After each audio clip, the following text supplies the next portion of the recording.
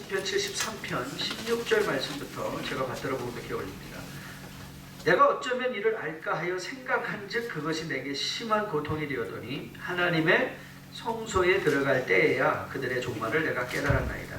주께서 참으로 그들을 미끄러운 곳에 두시며 파멸에 던지시니 그들이 어찌하여 그리 갑자기 황폐되었는가 놀랄 정도로 그들은 전멸하였나이다. 주여, 사람이 깬 후에는 꿈을 무시함같이 주께서 깨신 후에는 그들의 형상을 멸시하시리이다. 내 마음이 산란하며 내 양심이 찔렸나이다. 내가 이같이 우매무지함으로 주 앞에 짐승이 오나 내가 항상 주와 함께하니 주께서 내 오른손을 붙드셨나이다. 주의 교훈으로 나를 인도하시고 후에는 영광으로 나를 영접하시리니 하늘에서는 주 외에 누가 내게 있으리요 땅에서는 주밖에 내가 사모할 리 없나이다. 내 육체와 마음은 쇠약하나 하나님은 내 마음의 반석이시오 영원한 분기시라. 무릇 주를 멀리하는 자는 망하리니 음녀같이 주를 떠난 자는 주께서 다 멸하셨나이다. 하나님께 가까이 함이 내게 복이라. 내가 주 여호와를 나의 피난처로 삼아 주의 모든 행적을 전파하리이다. 아멘. 여러분, 우리가 한국이 흔히 생각하기를 지진의 안전대라고 생각했잖아요. 한국 양산 지층이 이제 발견되면서부터 한국에도 현재 5.8도의 진도의 지진이 일어났고 강도 8도도 가능하다. 상상이 가지 않죠. 그 한국의 고층 건물에 수도에 8도의 지진이 생긴다고 생각하고 상상해보세요. 여러분, 그것뿐만 아니라 북한은 또 왜 이렇게 핵무기에 목숨을 거는지. 그렇죠? 또 여러분, 최근에 오클라호마에서 발생한 또 아프리칸 아메리칸 시민 사살로 또 샬롯에서 일어난, 샬롯에서는 주 계엄령까지 선포된 그런 형편인 거 잘 알고 계시죠? 여러분, 시애틀에서도 바로 이틀 전이에요. 쇼핑몰에서 또 총기 사건이 나서 5명이 자기가 사상자가 나는 그런 돌아가는 시대의 정황을 보면 이게 심상치가 않습니다. 심상치가 않습니다. 그런데 우리는 하나님의 말씀을 통해서 이런 권면을 받습니다. That's not an end. 끝이 아니라. 주님께서 이렇게 경고하셨습니다. 난리와 난리의 소문을 듣겠으나 너희는 삼가 두려워하지 말라. 이런 일이 있어야 하되 아직 끝은 아니니라. 민족이 민족을, 나라가 나라를 대적하여 일어나겠고 곳곳에 기근과 지진이 있으리니 이 모든 것은 재난의 시작이라. 그때의 사람들이 너희를 환난에 넘겨주겠으며 너희를 죽이리니 너희가 내 이름 때문에 모든 민족에게 미움을 받으리라. 여러분, 우리가 살고 있는 이 세상은 시한폭탄같이 일촉즉발의 상태로 더 큰 혼돈을 향해서 나아가고 있습니다.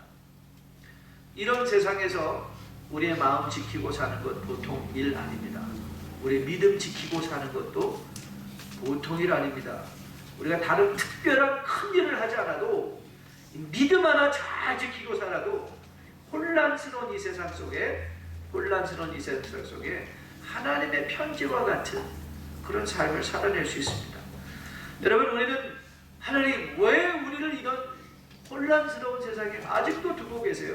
근데 여러분, 하나님은 여러분과 저를 이런 혼란스러운 세상 속에 아무런 안전장치 없이 보낸 것이 아닙니다. 성도는 자기 마음을 지킬 수 있는 안전장치를 주셨다는 사실을 우리는 지난 2주간의 말씀을 통해서 살펴보았어요. 먼저 우리는 이 시편 149편을 통해서 우리에게 하나님의 하늘의 은혜를 탑인할 수 있는, 하늘의 은혜와 연결될 수 있는 중요한 은혜의 방편으로 찬양을 주셨다는 것을 우리는 확인해 보았습니다.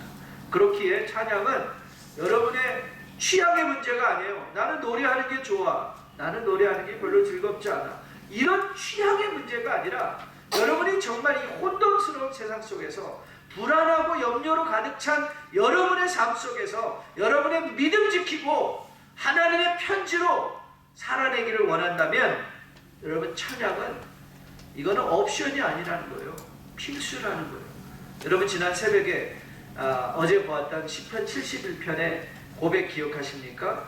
내가 주를 찬양할 때 나의 입술이 기뻐 외치며 주께서 속량하신 내 영혼이 즐거워하리라.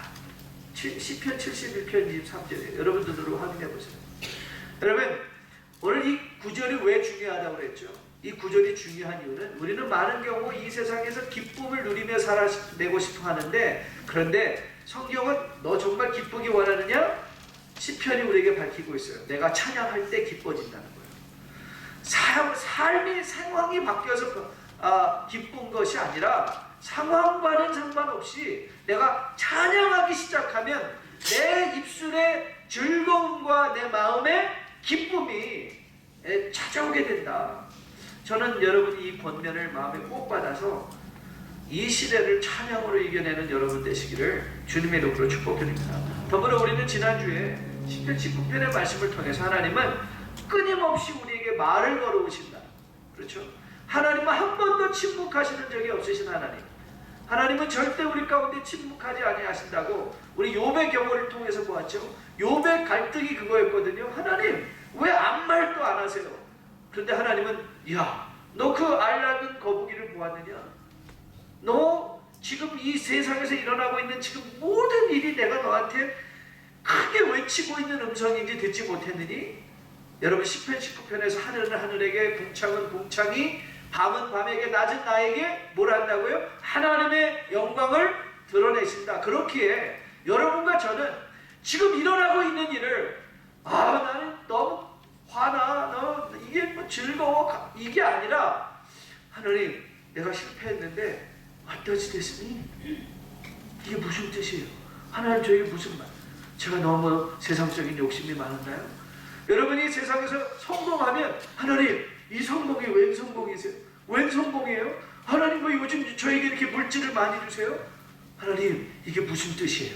여러분이 물어야 돼요. 왜냐하면 그 하나님의 메시지이기 때문에. 그 여러분의 삶에 일어나는 일을 온전하게 해석할 수 있도록 하나님께서 우리에게 주신 이 해석기, 성경의 말씀을 look down, 우리가 왜 지속적으로 하나님의 말씀을 왜 묵상하고 알아야 되는가? 여러분의 삶에 일어나는 모든 일들 가운데 하나님의 타치하심, 그걸 깨닫는 게 하나님의 말씀이라는 사실을 우리가 교훈받았습니다. 저는 여러분을 위해서 기도합니다. 정말 여러분들이 하나님께서 우리에게 은혜의 방편으로 주신 이 찬양과 말씀을 통해서 여러분의 마음이 잘 지켜줄 수 있게 되기를 주님의 이름으로 축복드립니다. 중국에서 선교에 가신 우리 친구 선교사님이 이 사자성어를 하나 주셨어요. 엄우율기 관리대인. 엄우율기하고 관리대인하라. 이 말의 의미는 자기 자신에게는 엄격하고 관리대인, 남에게 대해서는 관대하라 이 말이에요. 자기에게는 엄격하고 남에게는 관대한 인생을 살아가라. 저는 이런 말씀과 찬양을 적용함에 있어도 여러분에게는 엄격하게 적용하고 이웃들에게는 관대한 마음으로 기도하고 경배해 줌으로 말미암아 정말 우리가 공동체로서도 하나님 나라의 온전한 주의 백성들로 거듭나 세워지기를 주님의 이름으로 축복드립니다. 오늘 은혜의 방편 세 번째 시간으로 사실 오늘과 내일로 이제 은혜의 방편 이 시리즈를 마치려고 하는데요. 오늘은 기도에 대해서 살펴보려고 합니다. 하나님이 우리에게 은혜의 방편으로 주신 기도에 대해서 살펴보려고 하는데, 저는 오늘 기도의 how to를 얘기하고 싶지는 않습니다. 어떻게 기도할 것인가를 말하지 않고 여러분과 저가 다시 한번 도대체 what is prayer? What is prayer? 기도란 도대체 뭐냐? 성경이 말하는 기도란 뭐냐? 이 기도를 의미적으로 원론적 접근을 해서 여러분이 성경이 말하는 기도에 대한 온전한 이해를 가지고 있다면 저는 여러분들이 그 이해를 통해서 여러분이 온전한 기도 생활을 통하여 이 험한 세상에서도, 아니 여러분이 사망의 음침한 골짜기를 지나가는 그런 일을 당한다 할지라도 해를 두려워하지 않고 주님과 넉넉한 마음으로 동의하며 살아야 할 수 있는 주의 백성들로 거듭나 세워질 수 있을 것으로 믿습니다. 오늘 본문은 여러분과 저에게 너무나 친숙한 아삽의 기도 시편 73편의 말씀입니다. 저는 사실 이 시편에서 정말 이 억울하고 불공평한 세상에 대해서 막 반응하는 시인들이 너무 좋습니다. 요즘 우리가 계속해서 묵상하는 시편들이 그렇지 않습니까? 혹자는 지금 일어나고 있는 우리가 시편 69편이나 70편이나 그런 데서 일어나는 저주들을 보면서 이거는 이 저주라는 그 자체가 너무나 어떻게 성도가 이런 말 할 수 있나, 이런 윤리의식에 또 잘못 사로잡혀서 이거는 하나님의 적들을 향한 저주다라고 하는데, 저는 안 그런 것 같아요. 저는 이런 시인 너무 좋습니다. 자신의 마음의 솔직함으로 하나님 앞에, 하나님, 저 요즘 그 김집사 미워 죽겠어요. 제가 맨날 김씨만 언급해서 죄송합니다. 이제는 제가 그 정목사 너무 미워 죽겠어요. 근데 여러분, 이 기도를 통해서 이 시편의 이 시인들의 감정을 보면요, 너무 위로가 돼요. 이야, 이거 나만 이런 게 아니구나. 이 시인도 이러는구나. 근데 여러분, 대부분의 경우 하나님 앞에 그 저주와 실망과 절망으로 나갔던 시인의 음성들이 거의 대부분의 마지막에 찬양으로 끝이 납니다. 왠지 아세요? 그 마음이 회복이 됩니다. 우리 상한 마음을 가지고 하나님께 나가면 치유가 됩니다. 그런데 여러분의 상한 마음을 가지고 사람을 찾아가 보십시오. 그게 배가 됩니다. 여러분의 상한 마음을 사람들을 통해서 치유받으려고 하면 상처가 배가 되고요. 그런데 하나님께 나가면 치유가 됩니다. 그게 요즘 우리가 보는 시편의 말씀의 교훈들입니다. 오늘 시편이 왜 우리에게 전체를 우리가 좀 언급할 때 16절부터 읽었지만 여러분 17절이 매우 중요한 키포인트입니다. 17절 여러분 다시 볼까요? 한번 같이 읽습니다. 시작. 내가 하나님의 성소에 들어갈 때야 그들의 종말을 내가 깨달았나이다. 자, 이 17절에 내가 성소에 들어갈 때라는 표현을 이렇게 바꿔도 전혀 무리가 없습니다. 하나님께 기도할 때야 비로소, 이렇게 성소에 들어간다, 기도한다, 이 말 같은 말이에요. 우리에게. 지금 우리가 어디에 성소에 들어가겠습니까? 하나님의 전이 어디 있어 들어가겠습니까? 이 말은, 내가 성소에 들어갔다 하는 말은 건물로서 성전에 들어갔다라는 의미가 아니라 내가 하나님의 임재 앞에 나아갔다. 여러분, 이 말은 내가 하나님의 임재 앞에 나아갔더니 이제 시인의 마음에 변화가 생겼어요. 하나님께 기도하였더니 시인의 마음에 변화가 생겼다. 그런데 여러분이 이런 질문을 던지셔야 돼요. 과연 이 아삽이 하나님의 성소에 들어갔다 나왔을 때 뭐가 변했을까? 여러분, 뭐가 변했을 거라 생각하세요? 이 세상에 있는 사람들이 죽을 때 질병도 없이 죽고 마음의 소원에 지나치디 많지 돈을 많이 벌던 믿지 않는 이 사람들이 갑자기 다 망했을까요? 갑자기 막 죽을 때 눈에 살찜이 있고 갑자기 죽을 때 아파서 죽고 그랬을까요? 아니요. 시인이 하나님의 전에 들어갔다 나왔을 때도 변한 건 하나도 없습니다. 그의 일어나고 있는 세상 속에서 일어난 하나도 변한 게 없어요. 그런데 누가 변했어요? 시인이라는 거예요. 시인이라는 거예요. 그래서 우리는 1차적으로 우리가 이 질문의 답을 먼저 받아야 돼요. 도대체 기도 응답이란 무엇이냐? 기도가 응답된다는 것의 의미가 뭐냐? 기도가 응답된다는 것은 우리는 흔히 이 상황이 변한다 이거예요. 상황이 변하는 걸로 우리는 기도 응답을 이렇게 픽스를 해놔버렸어요. 그래서 물론 기도의 응답은 상황의 변화를 가져올 수 있습니다. 그러나 그것이 원론적인 건 아니에요. 기도 응답의 본질은 상황을 바라보는 안목이 변하고 하나님의 일하심이 보이기 시작하는 거예요. 하나님이 일하시는 분이구나.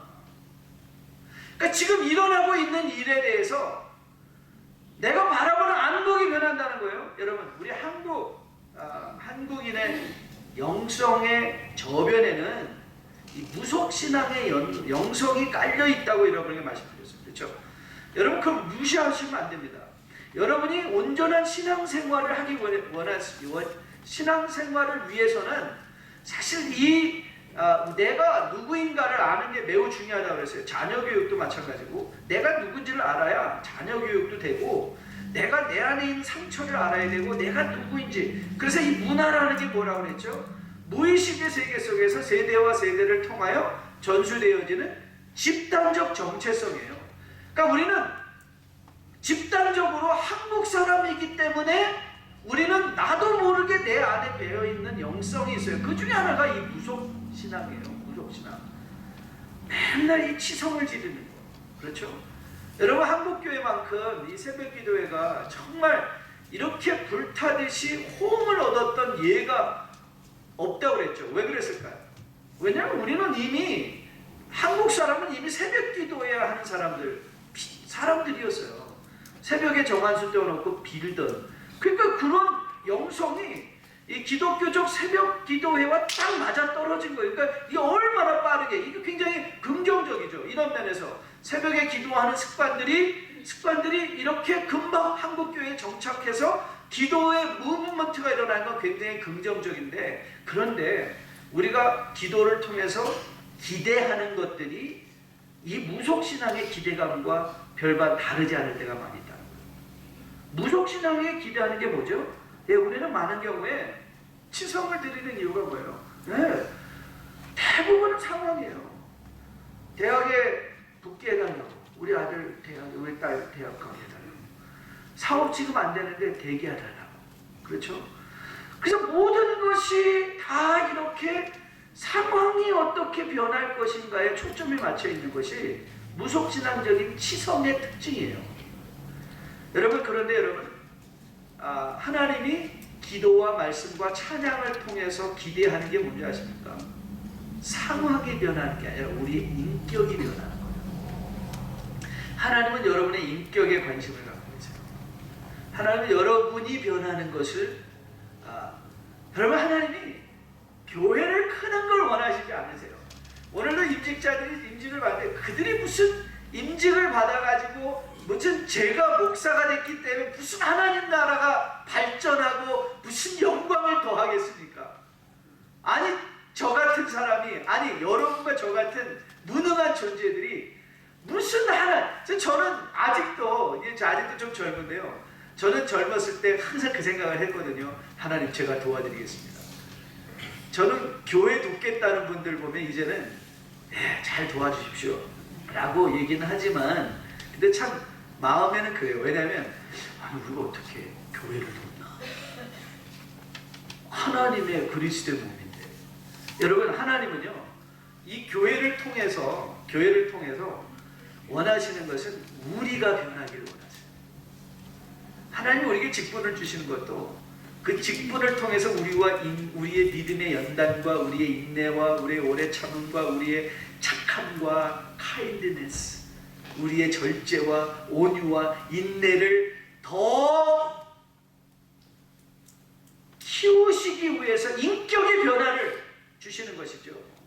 하나님 우리의 도움이 필요하신 건 아니신 거예요. 여러분, 기도는 하나님께서 기도를 어떻게 사용하시는가? 기도를 통하여 상황을 바꿔주시는 하나님이 아니라 나를 바꿔주시는 하나님이세요. 그래서 여러분, 로마서 12장을 보면 여러분이 잘 아는 것처럼 마음을 새롭게 하여 변화를 받음으로 하나님의 선하시고 기뻐하시고 온전하신 뜻을 분별할 줄 아는 자리까지 나가요. 그래서 내 생각이 아니라 하나님의 생각을 할 줄 알게 됩니다.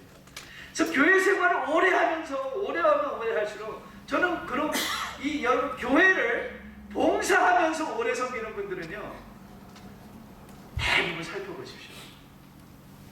불평과 원망이 끝이지 않습니다. 불평과 원망. 그래서 교회 잘 섬기는 거, 저희는 벌써 12년이 됐는데요. 너무 감사한데 오늘 12년 동안 동역한 우리 장로님들, 은퇴하시는 분들 계시는데 너무 하나님께 감사해요. 여러분, 이게 인간의 열심으로 교회 3년 이상 목속입니다.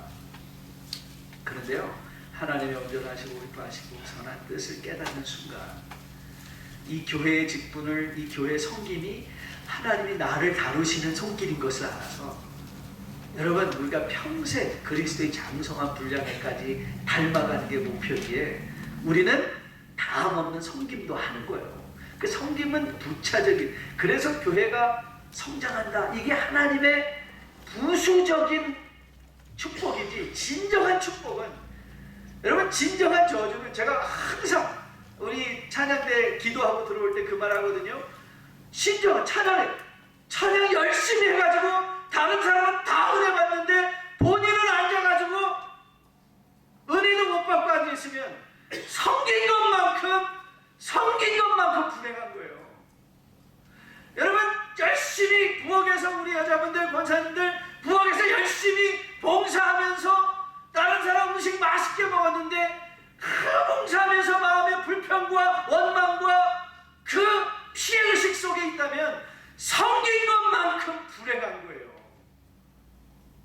하나님이 우리에게 원하시는 게 뭔가를 아셔야 돼요. 하나님 우리에게 뭘 원하시는 거예요.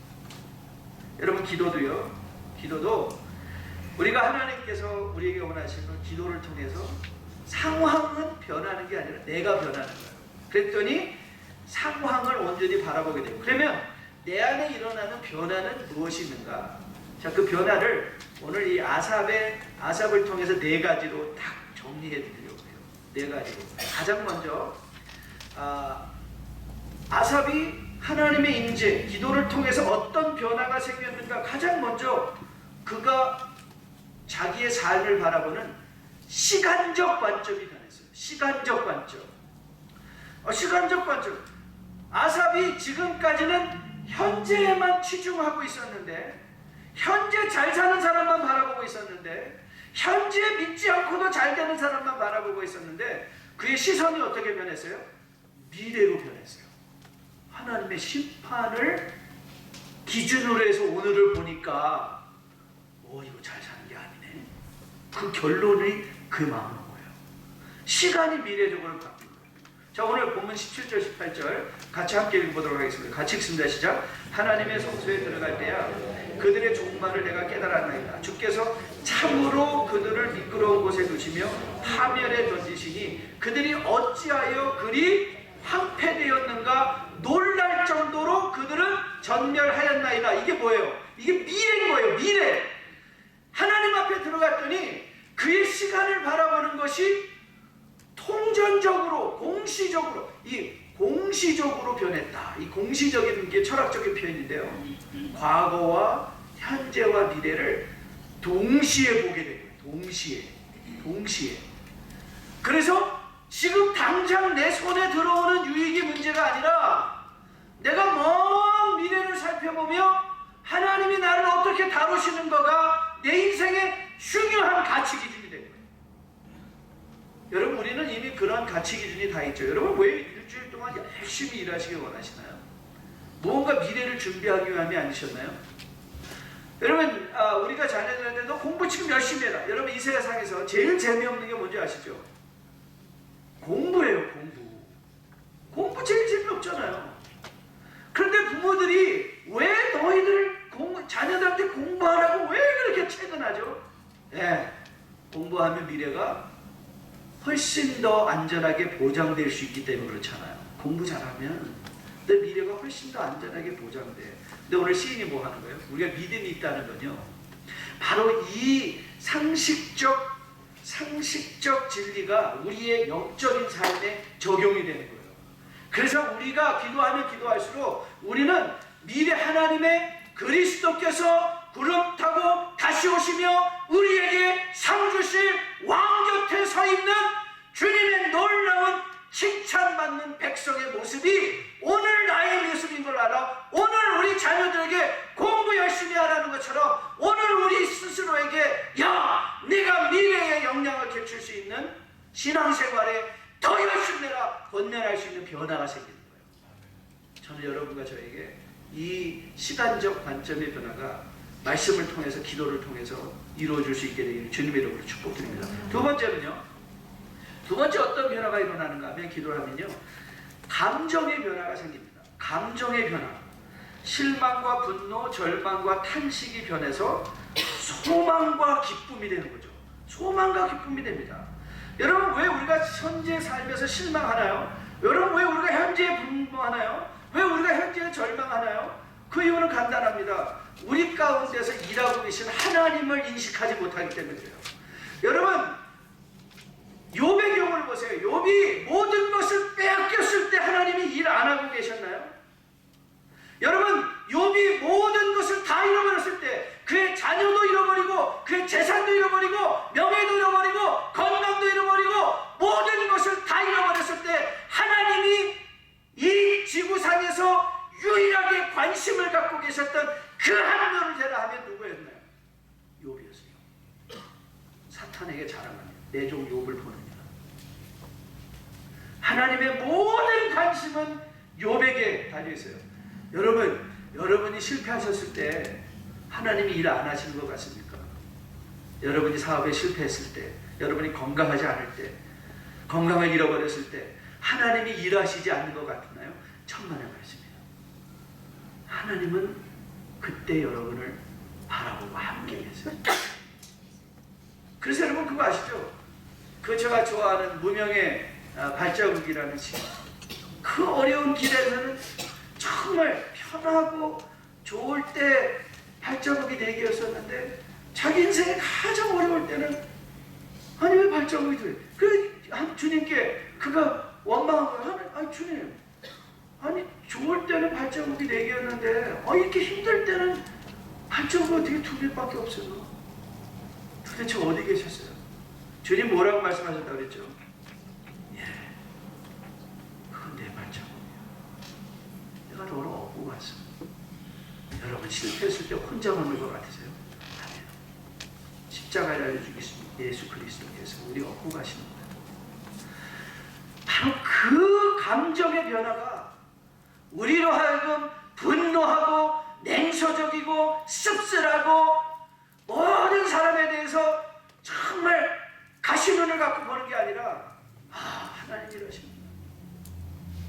그러니까 뭐 할 수 있어요? 기뻐할 수 있어요. 친절할 수 있어요. 감사할 수 있어요. 찬양할 수 있어요. 저는 여러분 안에 이런 감정의 변화가 기도를 통하여 체험될 수 있기를 주님의 이름으로 축복드립니다. 세 번째 일어나는 건요, 이 존재론적인 변화인데요. 존재론적인 변화, 그것이 의심이 확신이 되는 거예요. 의심이 확신이 돼요. 여러분, 우리 데살로니가가 교회에게 바울이 이렇게 권면한 거 기억하시죠? 항상 기뻐하라, 쉬지 말고 기도하라, 범사에 감사하라. 이것이 그리스도 예수 안에서 너희를 향하신 하나님의 뜻이라. 그런데 여러분이 이 데살로니가 요 5장만 읽으시면 안 되고 1장을 읽으면 1장에 이런 데살로니가 교회가 소개가 되는 것을 보게 돼요. 데살로니가 교회는 이렇게 소개가 돼요. 또 너희는 많은 환난 가운데서. 데살로니가 교회는 엄청난 환난을 지나가고 있던 교회예요. 그런 교회에 항상 기뻐하라, 쉬지 말고 기도하라, 범사에 감사하라 라고 권면할 수 있었던 이유가 어디 있는가? 네, 이 존재가, 의심의 존재가 확신으로 변합니다. 확신으로. 하나님이 일하신다는 그 확신. 오늘 이 아삽에게 일어난 성전을 나오면서 그 마음에 일어난 변화가 바로 이 확신이에요. 이야, 하나님이 일하시는구나. 그랬더니 의심스럽게 살펴보던 모든 것, 그렇죠? 오늘 집사님 기도 너무 감사한데요. 우리가 우리의 능력으로 일하려고 하면 우리의 능력밖에 일을 못하잖아요. 그런데 우리가 하나님의 능력으로 일하려고 하면 이 세상에 못할 일이 뭐가 있겠습니까? 그렇지 않겠어요? 그런데 우리는 항상 우리 가운데도 보면 그 의심, 먼저 이렇게 뭐 얘기를 하면 안 되는 것부터 생각하시는 분들이 많아요. 그래서 뭔가 긍정적으로, 저도 그런 사람 중에 하나였습니다. 항상 부정적이고, 왜냐면 삶 자체가 그러다 보니까 늘 이렇게 부정적인, 안 되는 걸 생각했는데 어느 순간에 하나님께서 저에게 주신 변화는 아니야, 괜찮아, 이거 잘할 수 있어, 실패를 통해서 배우면 되지, 그런 마음이 들기 시작했어요. 그러다 보니까 제가 세상을 바라보는 눈이, 새로운 일을 시작할 수 있는 것이 훨씬 더 의심이 아닌 확신을 가지고 시작할 수 있게 됐어요. 왜? 하나님의 일하심을 기도를 통해서 체험하고 그렇게 돌아온 걸음을 돌아보니까 그렇게 하실 것이라는 미래에 하나님의 그림이 그려지기 때문에 그렇죠. 저는 여러분한테도 이 존재론적인 변화, 아직도 여러분 의심스러우십니까? 여러분의 인생이 의심스러우세요? 여러분의 자녀가 의심스럽습니까? 여러분 교회 일꾼들이 의심스럽습니까? 세상이 의심스러우세요? 그래서 무언가 내 손으로 뭔가를 다 하고 싶어하는 그런 속에 있진 않습니까? 그 가나안 농문학교를 설립하신 김용기 장로님의 그 기도실에는 이런 현판이 걸려 있대요. 조국이여 안심하라. 왜요? 내가 기도하니까. 그 확신. 전 여러분에게도 여러분의 자녀들에게 안심해. I'm praying to God. 여러분의 배우자에게도 여보 걱정하지 마. I'm praying. 우리 교회도 그런 지도자들이 목사님, 성도님들 걱정하지 마십시오. 내가 기도하노라. 기도의 확신. 내가 일하는 가운데 하나님도 함께 하신다. 그래서 의심이 확신으로 변하는 여러분과 저 될 수 있기를 주님의 이름으로 축복드립니다. 마지막 변화는요, 이 경험의 변화, 지식의 변화가 일어나는데요. 그게 뭐냐면 진정하고 참다운 복이 무엇인가를 깨달아요. 진정하고 참다운 복. 여러분, 정말 진정한 복이 물질적 풍요일까요? 좀 안 그런 것 같아요. 제가 금요일 날 여러분에게 소개한 김형석 교수님의 100년을 살아보니 그 에세이지, 정말 읽을 만한 책이더라고요. 97세인데 그분이 살아보았더니 인생을 100년을 살아보았더니 그러면서 자기가 회고한 거를 이제 그랬는데, 그래서 그 얘기가 저는 참 의미 있게 다가왔어요. 사람들이 돈을 많이 벌려고 노력을 하는데 자기가 100년을 살아보았더니 누리는 건 인격의 수준만큼 누리더라, 이렇게 얘기하죠. 그러니까 돈이 아무리 많아도 그 돈이 가정의 행복을 가져오는 게 아니라, 저는 그런 거 많이 봤어요. 실리콘밸리에서 돈 많이 벌어서 건강해진 사람들 많이 봤습니다. 도대체 나중에 뭐 때문에? 일부 예배 제가 좀 약간 간증 섞어서 이렇게 시간 늘리는 것이 저는 그분이 아직도 기억이 나요. 정말 산호세에서 그 산후에 그 큰 집을 갖고, 여기는 산후에 살면 가난한 분들, 왜냐면 눈이 많이 오니까, 산호세는 산후에 살면 아주 my house is at the top of the mountain. 그 아주 굉장히 큰 집이에요. 부자집이에요. 이 산호세에서 태평양이 보일 정도면 상당히 높은 집이에요. 그 집의 뒷뜰에 딱 서면 딱 보여. 오클랜드를 통해서 그 바다가 보였죠. 그리고 다 걸어 내려가면 거기에 아름다운 커피 거지보가 있고 와하게 커피 마실 수 있고. 근데 저는 그분의 그 마지막 말이 아직도 생각이 나요. 휠체어에 앉으셔서 그분이 갑자기 50 중반에 덜컥 폐암에 걸리셔서, 지금 생각해보니까 저 나이 때 가신 거예요. 갑자기 덜컥 앉아서 제가 신방 갔더니 혼자 물끄러니 그 바다를 바라보시면서 그 말 하시더라고요. 목사님, 제가 이 집 산지 지금 7년째 됐는데 생각해보니까 저 밑에 내려가서 아내랑 커피 한 잔 마신 적이 없네요. 그랬더니 새벽 4시에 나가서 밤 10시에 들어오시는 거예요. 평생 그렇게 사셨어요. 엄청 돈을 버셨어요. 그러면서 그 말을 하세요. 제가 집사님 내려갈래요? 저기 내려갈래요? 그랬더니 아니에요. 이제는 시간 많은데 힘이 없어요. 여러분은 뭐가 정말 복이라고 생각하세요? 정말 뭐가 복이세요? 오늘 시편 기자는 28절에서 이렇게 고백합니다. 우리 같이 한번 읽어볼까요? 28절 같이 읽습니다. 시작. 하나님께 가까이함이 아뢰리라. 내가 주 여호와를 나의 피난처로 삼아 주의 모든 행적을 전파하리라. 하나님께 가까이함이 내게 복이라. 하나님께 가까이함이 내게 복이라. 시인이 깨달았어요. 그는 전반부에 보면 돈을 많이 버는 게 복인 줄 알았어요. 건강하게 사는 게 복인 줄 알았어요. 자기가 원하는 대로 착착 일이 풀리는 게 복인 줄 알았어요. 그런데 그가 이 마지막 구절에서 엄청난 하나님의 선에 들어가서 깨달음을 얻었어요. 아, 하나님께 가까이 하는 것. 하나님께 가까이 하는 것.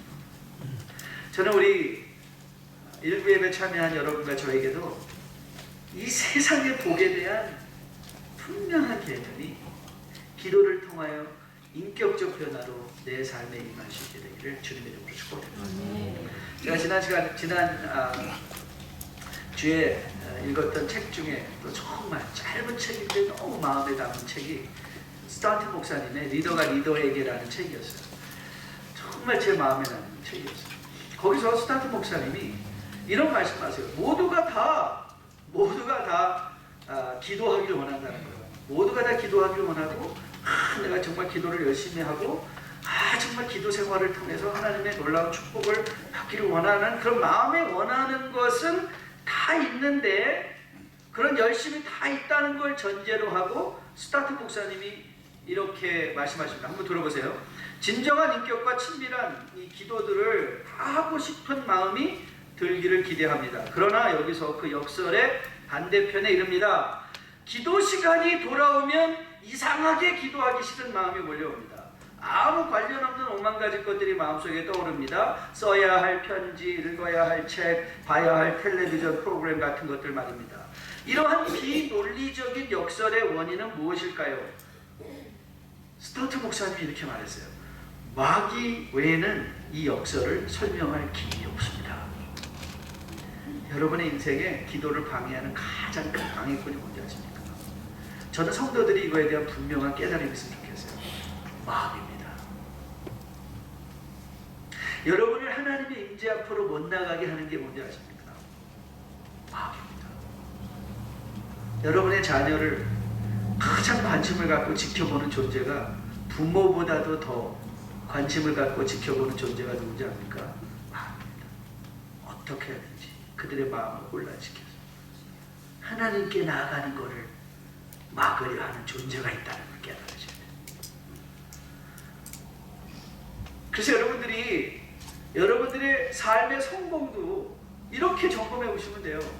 내가 삶을 성공했기 때문에 하나님 앞에 더 열심히 나가게 하나? 하나님 앞에 나가는 것을 막고 있고. 여러분, 아무리 돈을 많이 벌어도 그 돈이 내가 하나님께 나가는 걸 막으면 그건 절대 축복일 수가 없습니다. 여러분이 아무리 건강해져도 건강해서 하나님 앞으로 더 열심히 나가야지. 건강하기 때문에 하나님에서 멀어지면 그 건강 다시 돌아가야 됩니다. 하나님께 가까이함이 복이라. 그 하나님 안에서 우리는 인생의 새로운 면을 바라볼 수 있는 믿음의 통찰을 얻는 것이에요. 그래서 우리에게 믿음이 요구하는 건 우리가 그거를 과감하게 잘라낼 줄 아는 마음이 없는 것입니다. 자, 이제 우리가 한번 찬양을 하려고 하는데요. 여러분 너무 귀한 찬양 잘 하실 거예요. 왜 나만 겪는 고난이냐고 불평하지 마세요. 왜죠? 고난 가운데도 역사하시는 하나님이 계시기 때문에. 여러분, 저는 그런 생각이 들어요. 저희 교회 12년 동안 걸어온 걸음, 정말 우리 가운데는 여러분 아시잖아요. 잘 사는 사람도 어쩌면 형편에도 어려운 분들도 많이 계신데, 그럼에도 불구하고 하나님께서 신실하게 채워주시는 하나님의 은혜를 지난 한 해 동안 우리가 체험하고 경험하거든요. 그런 거 보면 제가 요즘은 그런 기도를 많이 하게 돼요. 하나님을 가까이 하는 것이 모든 것을 깨닫는 주의 백성이 되겠다. 돈을 그렇게 많이 벌어도 건강을 잃어버리면 무슨 소용이냐. 정말 하나님, 내가 핸들할 수 없는 걸 가지면 우리 자녀들에게 이제 10살 먹은 애한테 자동차 키를 맡겨주면 그게 무슨 축복인가. 여러분, 우리가 정말 주님 앞에 기도할 건 어쩌면 우리의 인격의 좀 성숙일 수도 있어요. 영적인 격이 좀 성숙하게 나요. 그래서 내 삶에 하나님이 뭘 채워주셔도 그걸 하나님의 기쁨과 보람과 가치를 통해서 쓸 수 있는 그런 삶이 되게 나요. 어쩌면 하나님 우리에게 주신 이 기도의 방편, 기도를 통해서 진정하게 여러분이 추구할 삶의 변화의 내용이 무엇인가. 시간에 미래를 오늘 생각하지 않고 감정, 분노와 모든 절망과 이런 것들이 기쁨과 감사, 찬양, 내 마음의 의심들이 확신을, 진정한 복의 내용이 하나님의 임재인 걸 깨달아 그분 앞에 나가는 걸 즐거워하죠. 그런 분으로 거듭나 세워질 수 있기를 주님의 이름으로 축복합니다. 나를 향한 주의 사랑, 산과 바다에 넘치는 내 마음 열 때 주님 나에게 참 자유 주셨네.